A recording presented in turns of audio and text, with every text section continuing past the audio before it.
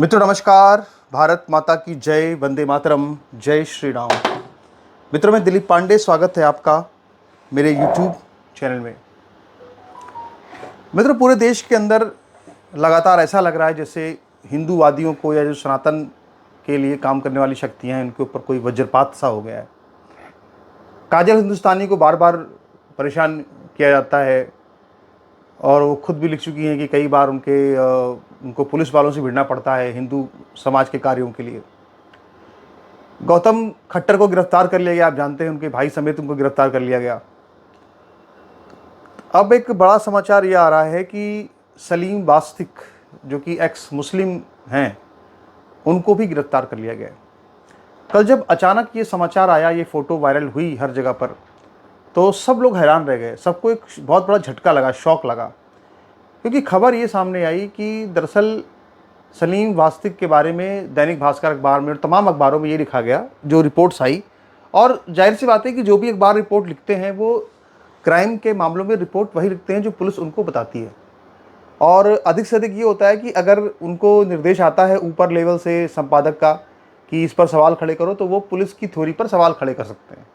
लेकिन किसी भी अखबार में पुलिस की थ्योरी पर कोई सवाल नहीं खड़े किए गए, जबकि सवाल बहुत महत्वपूर्ण खड़े होते हैं। तो एक पत्रकार के लिहाज से किसी के दिमाग में बहुत सी बातें आएंगी और उन बातों को मुझे लगता है कि हर किसी को बहुत गंभीरता से सोचना चाहिए, तभी इस विषय में कोई फैसला करना चाहिए। तो कई चीज़ें इसमें एक साथ घटित हुई हैं। सबसे पहले तो एक फ़ोटो सामने आई और उस फोटो में दिखाया गया कि सलीम वास्तिक खड़े हैं एक कार के सामने और दो लोग सादी वर्दी में हैं, संभवतः पुलिस वाले हैं, उनको पकड़े हुए हैं। और सलीम वास्तिक जो है उनके पेशाब नली लगी हुई है और उन्होंने एक थैला लिया हुआ है जो कि उन्होंने अपने पीछे, अपनी जांघ के पीछे छुपाया हुआ है। उसको आप यूरिन बैग कहें या जो भी कहें। तो दरअसल एक स्थिति उनकी अभी सही नहीं है और कहा जा रहा है कि अभी भी उनकी किडनी वगैरह वो काफ़ी डैमेज है और उनको बहुत जगह चाकू मारे गए थे। तो जाहिर सी बात है कि पूरी तरह ठीक कभी भी नहीं हुए, तो उनकी हालत बहुत ख़राब है। बहुत दयनीय हालत में उनको जो है वो दिल्ली पुलिस ने गिरफ्तार कर लिया। तो अब बहुत से सवाल इसमें खड़े हो रहे हैं। पुलिस का ये कहना है कि साहब ये जो है 1995 में दिल्ली के अंदर एक व्यापारी के 13 साल के बेटे की हत्या के गुनहगार हैं और ये उस मामले में अभियुक्त थे और इनको साल 2000 में जमानत पर रिहा किया गया था। लेकिन ये जो है कहीं भाग निकले और लापता हो गए और लापता होने के बाद इनका कुछ पता नहीं चला। और सोचो कि साल 2000 में लापता हुए तो लगभग 20 साल बाद इनको जो है एक्स मुस्लिम सलीम वास्तिक को गिरफ्तार किया गया है। तो इसी बीच में एक और समाचार भी बहुत जानते हैं आप आया था कि जब अस्पताल में वो पड़े हुए थे, उनका उपचार हो रहा था, इसके बाद उनको घर पे लाया गया तो वहाँ पे बहुत से पत्रकार उनसे मिलने के लिए आ रहे थे। एक रिपोर्टर ने उनसे एक सवाल पूछा था और सवाल ये पूछा था कि योगी आदित्यनाथ ने आपकी हत्या की कोशिश करने वाले दो जो उपद्रवी थे या जो जिहादी थे उनका इनकाउंटर कर दिया, तो क्या आप चाहते हैं योगी जी प्रधानमंत्री बने? तो सलीम वास्तिक ने ये कहा कि हम चाहते हैं कि योगी जी जल्द से जल्द प्रधानमंत्री बने, जल्दी योगी जी कुर्सी संभालो दिल्ली की, ये उन्होंने बात कही। अब ये जो बात उन्होंने कही, ये बात इतनी ज़्यादा वायरल हुई, अखबारों में छपी, बड़ी बड़ी हेडलाइंस बनी और हर जगह पे ये बिल्कुल छा गई खबर ये। अब जाहिर सी बात है कि इस वक्त भाई नरेंद्र मोदी बैठे हुए हैं दिल्ली में कुर्सी पर, अमित शाह उसके बाद सेकंड नंबर पर उनका नंबर है, लोग कहते हैं कि उनके बाद अमित शाह बनेंगे। और इस बीच में अचानक जो है सलीम वास्तिक का ये कहना है कि योगी जी जल्दी कुर्सी संभालो दिल्ली की, ये अपने आप में क्या ये बात चुभ गई जो दिल्ली में लोग बैठे हुए हैं? तो ये बड़ा सवाल है। तो अभी पूरे मामले को विस्तार से समझेंगे क्या है। और इसमें सिर्फ यही बात नहीं है, बल्कि बात ये भी है कि जो इस्लामी जीवटता होती है या जो जिहादी जीवटता होती है युद्ध करने की काफिरों के साथ में, और हिंदुओं की जो मूर्खता होती है, उन दोनों को भी अगर आप समझेंगे तो आपको ये बात समझ में आएगी कि ये सलीम वास्तिक की गिरफ्तारी इन दोनों बातों का, इस्लामी जीवटता और हिंदू मूर्खता का बिल्कुल अप्रतिम उदाहरण है। तो इन सब बातों पर आपसे चर्चा करेंगे, सब बातों पर बात करेंगे। सबसे पहले तो ये देखते हैं कि आखिर दिल्ली पुलिस की इस थ्योरी पर कौन कौन से सवाल खड़े होते हैं। सबसे बड़ी बात तो ये है कि दिल्ली पुलिस का ये कहना है कि साहब ये आदमी लापता हो गया था या छुप गया था या भाग गया था, फरार घोषित था। जो मीडिया रिपोर्ट्स में छप रहा है मैं वो बता रहा हूँ। दिल्ली पुलिस का अगर कुछ और पक्ष हो सकता है मुझे पता नहीं, पर जो मीडिया रिपोर्ट्स में आ रहा है मैं उस हिसाब से बात कर रहा हूँ, जो सोशल मीडिया में है उस हिसाब से बात कर रहा हूँ। उसमें ये कहा गया कि साहब ये आदमी जो है सलीम वास्तिक, ये 20 साल से फरार था और इसको अब गिरफ्तार कर लिया गया। सवाल ये उठता है कि अगर एक आदमी फरार है तो वो आदमी अपने को छुपाएगा, कहीं दूर भागेगा। दिल्ली का मामला है अगर, तो वो कहीं जाकर के हापुड़ में जाएगा, कहीं किसी और राज्य में जाएगा, कहीं जाकर बसेगा ऐसी जगह पे जहाँ पे कि बच सके वो। यहाँ पे क्या देखा जा रहा है कि वो दिल्ली से फरार था और दिल्ली के बगल में लोनी में रह रहा था, गाजियाबाद में, और वहाँ पे न सिर्फ रह रहा था बल्कि वहाँ पे आराम से वीडियो बना रहा था। एक्स मुस्लिम का चैनल चला रहा था, लाखों फॉलोअर्स थे फेसबुक पर, यूट्यूब पर लाखों लाख फॉलोअर्स थे। इतने फॉलोअर्स होने के बाद हर दिन 3-4 वीडियो बनाते थे वो। तमाम न्यूज़ चैनल्स पर, जो राष्ट्रीय न्यूज़ चैनल्स हैं जिनकी की करोड़ों में व्यूअरशिप है, उन सभी चैनल्स पर लगातार उनका लाइव होता था, वो आते थे। बड़ा अजीब लगता है कि दोनों तरफ से सोचिए, बल्कि तीन तरफ से सोचिए कि जमानत पर रिहा थे, यानी पुलिस के पास उनकी फ़ोटो थी, सब कुछ था। इसके बाद भी इतने चर्चित व्यक्ति को क्या पुलिस 20 साल तक पहचान ही नहीं पाई, दिल्ली पुलिस? ये पहला बड़ा सवाल खड़ा होता है।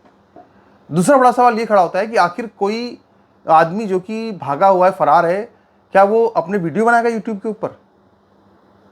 क्या वो न्यूज़ चैनल्स में जाएगा? ये बड़ी अजीब बात नहीं लगती आपको?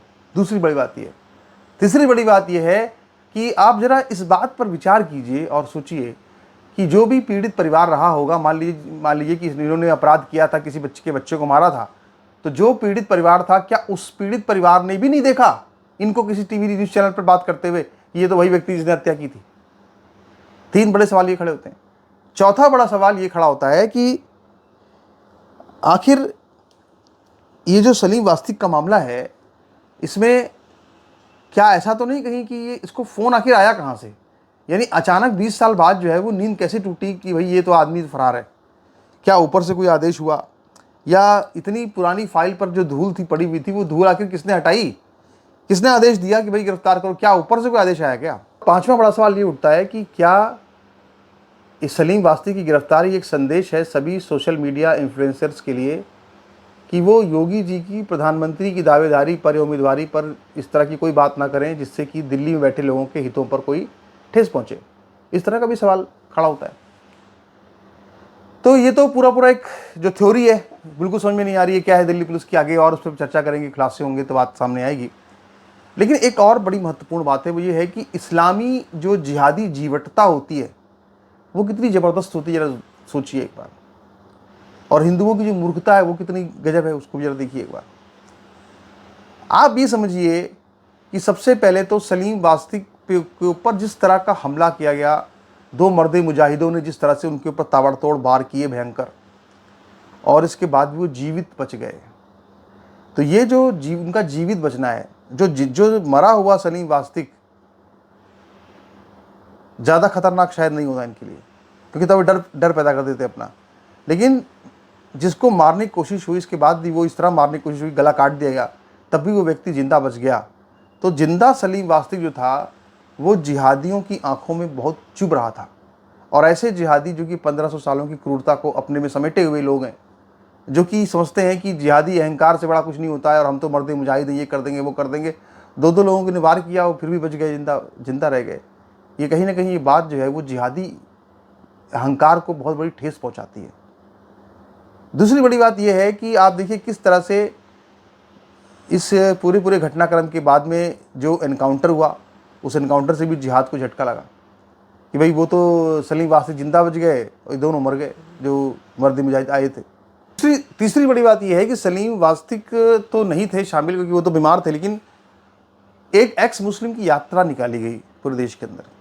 वो यात्रा बिल्कुल बेखौफ निकली, बिल्कुल सफल तरीके से निकली, उसमें कुछ हमला नहीं हुआ। इसका मतलब ये अपने आप में इतनी बड़ी चुनौती थी जिहाद को कि जिहादियों के लिए एक और बहुत बड़ी खतरे की घंटी थी कि खुलेआम जो है वो एक्स मुस्लिम की यात्रा भारत में निकल रही है। तो आप समझ लीजिए कि फिर कितना बड़ा उनको सपोर्ट मिल रहा है। इससे भी जो जिहादी ताकतें थी उनको एक परेशानी जाहिर सी बात उठी होगी। और एक बड़ी बात यह है, आप देखें अगर, तो योगी और मोदी की कार्यशैली में बिल्कुल साफ फ़र्क नज़र आता है। एक तरफ योगी सलीम वास्तिक के हत्यारों को एनकाउंटर करवा देते हैं, दूसरी तरफ मोदी हैं जो कि अगर आप देखिए तो किस तरह से उनको सलीम वास्तिक को अरेस्ट करवा रहे। और सबसे बड़ी बात यह है कि जो जिहादी हैं, जो इस्लामी जीवटता है, वो किस तरह काम कर रही है कि उसने सलीम वास्तिक को लेकर के हिंदुओं के मन में एक शक पैदा कर दिया।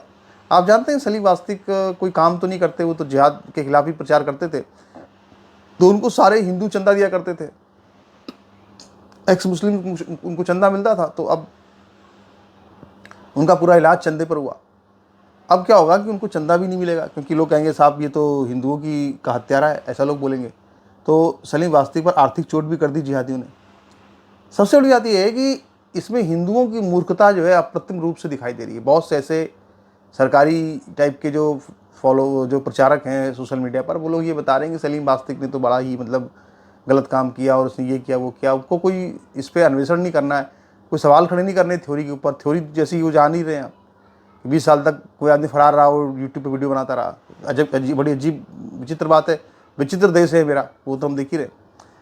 लेकिन हिंदू जो है वो ये नहीं देख रहा कि साहब इस व्यक्ति ने सनातन की रक्षा के लिए या हिंदुओं की सुरक्षा के लिए, उनको जगाने के लिए कितना काम किया, कितना जिहाद को एक्सपोज किया। वो इस चीज़ को नहीं देख रहा, बल्कि अपनी ही कोई कहानी चला रहा है।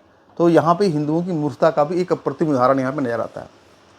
अब सबसे महत्वपूर्ण बात यह है कि जफ़र सरेसवाला, जो कि मोदी के बड़े करीबी हैं, जो कि संघ के करीबी हैं और संघ के हेडक्वार्टर में नमाज भी पढ़ते हैं, वही जफ़र सरेसवाला ने अब इसी वक्त एक और खबर आई है कि जफ़र सरेसवाला के नेतृत्व में 14 मुस्लिम बुद्धिजीवियों ने मुलाकात की सरकार के प्रतिनिधियों से। कौन से प्रतिनिधि हैं, नाम लेना नहीं चाहूँगा, मैं उचित नहीं समझता, लेकिन वो मुलाकात भी इसी वक्त में हुई है और इसी वक्त गिरफ्तारी भी हुई है। इससे ये समझ में आता है कि जो कहा जाता है कि इस्लाम में जो जिहादी सैनिक होते हैं वो भले ही एक बार को हार मान लें, लेकिन जो मुल्ला मौलाना होते हैं उनके वो कभी हार नहीं मानते। तो उन्होंने अपना ब्रह्मास्त्र चल दिया, सरकार का फ़ायदा उठाया, या सरकार से मुलाकात करके शायद अपील की होगी भाई गिरफ्तार करो इसको, और इसके बाद वहाँ से जो है वो कौमी एकता का उसका संदेश दिया गया, भाईचारे का संदेश दिया गया और सलीम वास्तिक को अरेस्ट करवा लिया गया। पता नहीं कितनी सच्चाई है इस मामले में, कुछ कहना बड़ा मुश्किल है, हम लोग क्या ही कह सकते हैं। कुछ लोग ये भी कह रहे हैं साहब कि फिंगरप्रिंट मैच हो गए हैं सलीम वास्तिक के, क्या हो गए हैं पता नहीं। अब जिस वक्त उन्होंने अपराध किया उस वक्त तो वो मुसलमान थे, अब तो वो एक्स मुस्लिम बन के काम कर रहे थे। बहरहाल हमारा ये कहना है कि अगर किसी ने क्राइम किया है तो उसको सज़ा मिलनी चाहिए। और कुछ लोग ये भी कह रहे हैं कि वो किसी मामले में सह अभियुक्त थे, मुख्य अभियुक्त नहीं थे, और जमानत पर रिहा थे लेकिन भाग निकले। अब सबसे बड़ी बात ये भी समझ में आती है कि जो आदमी अगर तो 2-3-4 साल के लिए अगर कोई आदमी जेल में चला गया, सह अभियुक्त है, और इसके बाद फिर वो फरार हो जाएगा, क्या हो जाएगा, मतलब कहानी में बड़े लोच से नज़र आते हैं। कुछ समझ में नहीं आता सरकार किस तरह से काम कर रही है। सबसे बड़ी बात यही है कि भैया एक आदमी जो है वो फरार है, और फरार किस तरह से एक यूट्यूब पे वीडियो बना रहा है, मतलब कहानी कुछ गले के नीचे उतर नहीं रही है। अब इसमें क्या उस व्यक्ति ने अपना चेहरा बदलवा लिया, ये करा लिया, तो उतना पैसा नहीं उसके पास में, ये कोई प्लास्टिक सर्जरी करा के चेहरा बदल ले अपना। तो बहुत ही अजीब तरीके का मैटर है। जो भी होगा आगे आपको बताएंगे हम पूरी खबर को, और भी इस पर चर्चा करेंगे। बहरहाल अभी के लिए आपसे मेरी प्रार्थना है कि अगर आप हमारी इन जो बातें कही जा रही हैं इससे सहमत है, नहीं सहमत, जो भी है आप अपने विचार रखिए। नमस्कार, धन्यवाद।